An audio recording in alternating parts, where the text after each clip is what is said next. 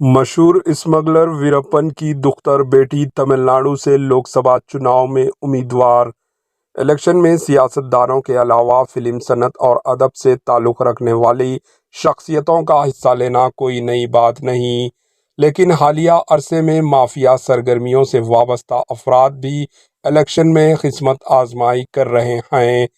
तमिलनाडु और कर्नाटका के जंगलात में बेताज बादशाह की तरह अपना दबदबा रखने वाला संदल के मशहूर स्मगलर वीरप्पन की दुख्तर बेटी विद्यारानी तमिलनाडु से लोकसभा इलेक्शन में हिस्सा ले रही है। वीरप्पन ने कई बरसों तक तमिलनाडु और कर्नाटका के जंगलात में पुलिस को चकमा देकर अपनी सरगर्मियों को जारी रखा था। पुलिस की कार्रवाई में इनकी मौत वाक़ हुई थी। अतलात के मुताबिक तमिलनाडु के मुकामी सियासी पार्टी नामतमीज़र कक्ष ने कृष्णागिरी लोकसभा हलके से विद्यारानी को उम्मीदवार बनाया है। इस हलके में 19 अप्रैल को रायदही मुकर्रर है।